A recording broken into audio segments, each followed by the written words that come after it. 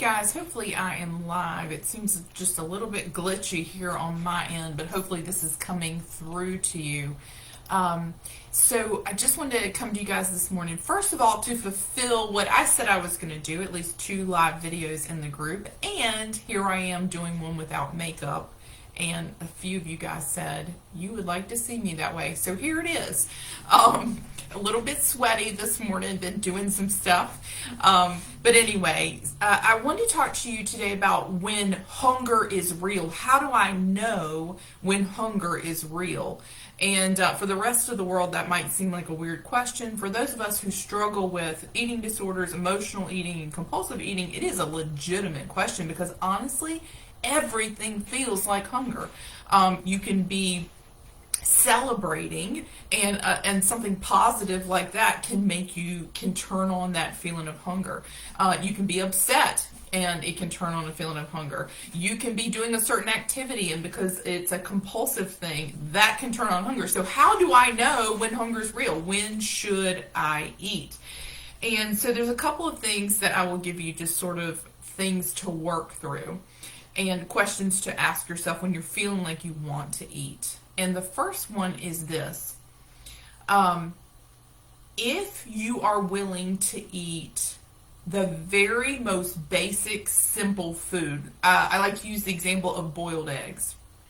So if I'm in a situation, I'm like, man, I really want to eat, I like to ask myself, is a boiled egg, a plain boiled egg, would that meet my needs right now? Because the truth is, when real hunger is satisfied by real nourishing food. A good example of this is, say you were lost in the woods for a day and you finally made it out to the other side and a rescue team is there and somebody comes up and you haven't eaten in however long and they hand you a boiled egg. You're so grateful to get it because you're starving. You're really, really, really hungry. And so that's an indication that it isn't fueled by the need for a certain taste. It is literally a nutritional need. So think of something like that. Like, I think a boiled egg is a good example because it's pretty boring. I like boiled eggs, but a lot of times when you get that feeling of like, I just want something, if you're craving something real specific, like something salty, crunchy, sweet, whatever, a craving is not real hunger. Real hunger is satisfied by real nutrition. Now, that being said, for those of us who have struggled with binge eating disorder, you can binge eat boiled eggs, you can binge eat meat, anything. So that isn't always, asking that won't always solve the whole picture of what's going on with hunger. So the other thing I think that you need to ask yourself is, what turned this hunger on? So, hunger can be turned on by your senses.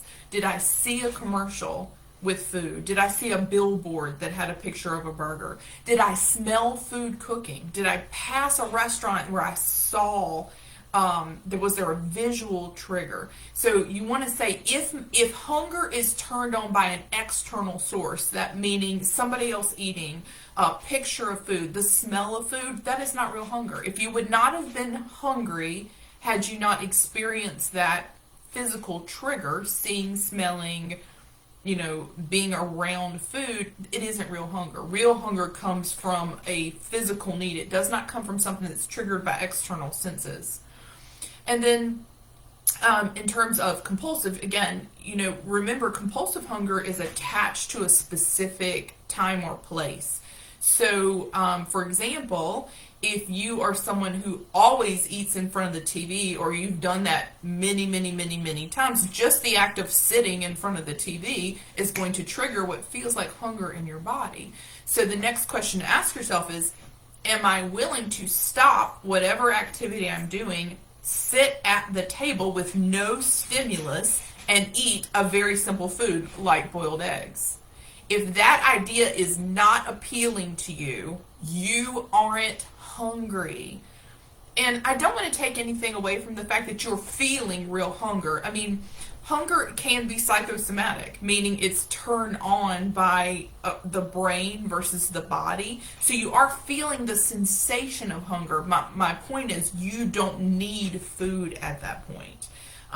So again, are you willing to eat something simple? If you remove yourself from the situation you're in, are you willing to sit at a table by yourself with a plate with food and eat something super simple, like eggs? If eating isn't going to meet that need, if that's not an acceptable scenario to you, again, if you're craving something specific, like you really want some cheese or you want something real salty or real crunchy, a craving is not real hunger. And then finally, anytime hunger is turned on by an emotional situation, I'm feeling sad, I'm feeling angry, I'm feeling lonely, I'm feeling tired, I'm feeling weary, I'm feeling anxious, not real hunger.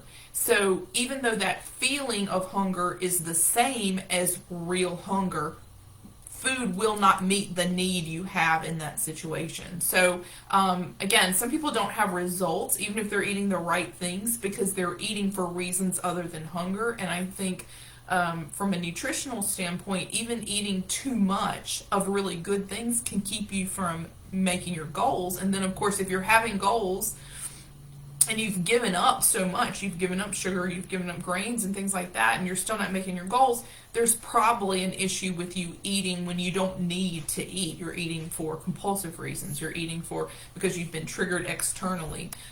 You're eating for emotional reasons. So ask yourself that question: would a boiled egg do it for me? And I know, sometimes I'll still ask myself that question. I think, no, that's not really what I want. And so I'm like, all right, well, I'm not really ready to eat. So hope that helps. I hope those are some good tips for identifying real hunger. And feel free to respond in comments, ask questions if you need clarity on any of that. But happy Saturday to y'all. I hope you have a great, productive day, whatever your plans are. And just remember, the weekends are no different in terms of what you need for food. It is easy to get sucked into weekend mentality, meaning, I can relax from my work week, so I can also relax from my focus on making good choices. And believe me, you can do enough damage on the weekend to really mitigate all the good work you did in the week. So don't fall for that. Everybody have a great day. I'll talk to you soon.